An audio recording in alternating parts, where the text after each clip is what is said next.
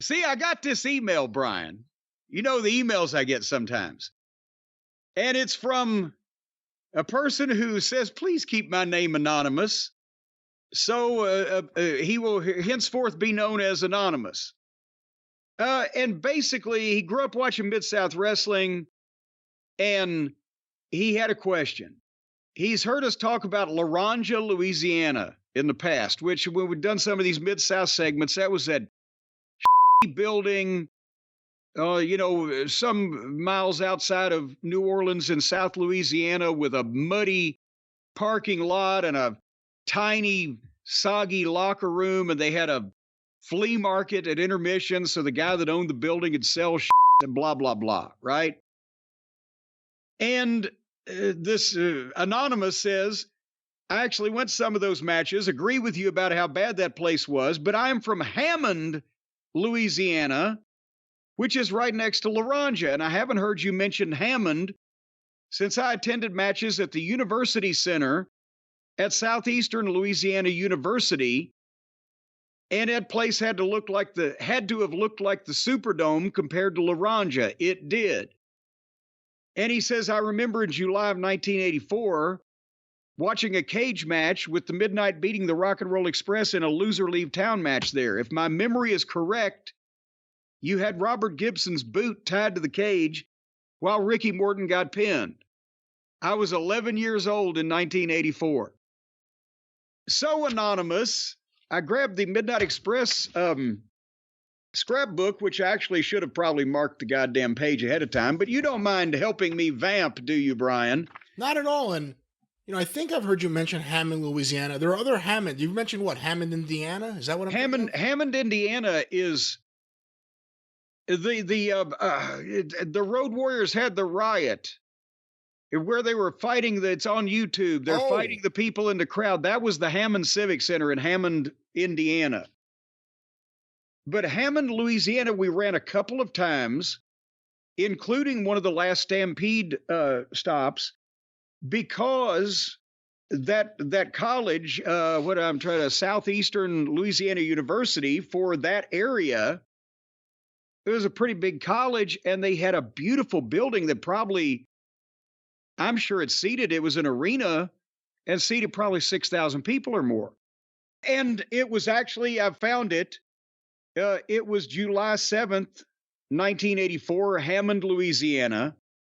That was where we did the loser leave Mid-South match, because the deal was that Watts had made with Jarrett on the Rock and Roll was that they would come to Mid-South for a while, but either he wanted them back for the summer or he asked for them back for the summer, because with the exception of Rick Rude, the guys that Jarrett got from Watts, as we've talked about in that trade, didn't set the world on fire business-wise in Memphis, right? So he needed the Rock and Roll back for the summer, which was traditionally the best time of year for the Memphis territory. So they worked a deal, and working with Dundee, the booker down there, where we would beat them in a loser leave Mid-South match. They had to leave for 60 days. And then we would work a big angle when they came back that would lead to, by the end of the year, the scaffold matches and us having to leave, not really having to leave, but just that was our finish, right? So Jarrett got the Rock and Roll Express for July and August. And they decided to do it in Hammond because Watts would only do a loser leave town or loser leave Mid-South match once, because it was loser leave Mid-South, right? He felt like it would be so phony, even though they booked me to lose my hair twice in New Orleans and Houston. In other places like Memphis, they would do it around the whole circuit, right? Yeah, but in this case, we just did one. And they put it on television, and it led into the Rock and Roll's return, because they announced, ladies and gentlemen, in Hammond, Louisiana, the Midnight beat the Rock and Roll. The stipulation in the contract was that the Rock and Roll Express cannot appear in Mid-South Wrestling for 60 days, and got the fans to start counting. And they actually, in Houston, at the Sam Houston Coliseum, the rock and roll were so over there that the people started bringing the girls, started bringing posters they made. X amount of days left till the rock and roll can come back. And when they did come back, the first time they were in Houston, on the Babyface locker room side of the Coliseum, the entire walls, like 50, 60 feet long, were decorated with all the posters that the girls brought and taped up. Welcome back, Rock and Roll Express. Long time gone, 60 days, blah, blah, blah. And they shot that for television. But nevertheless, so Hammond, we did $25,000 in Hammond, Louisiana. That was, at the ticket prices at that time, well over 3,000 people.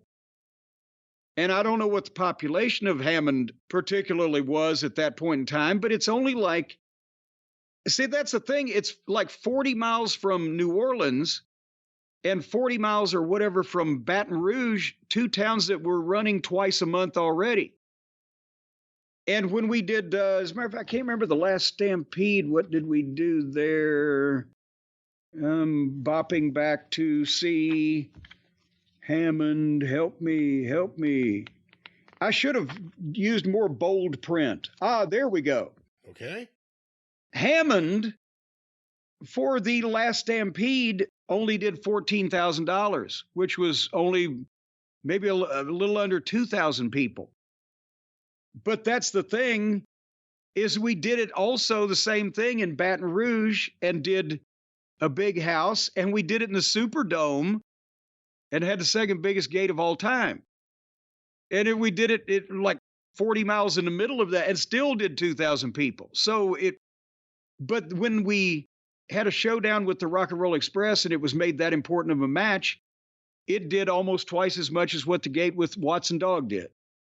So nevertheless, that was what we did in Hammond. And then I think we might have wrestled there one more time that year before we left, but Hammond was just a spot show that they would book every so often because it was such a nice building and people, could go from different surrounding areas.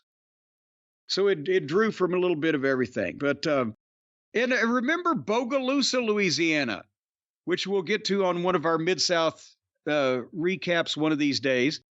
We did a fucking summertime spot show at the high school football field and did a $35,000 house, which again, at those prices in those days was like 5,000 fucking people in Bogalusa. Anywho, so that was that.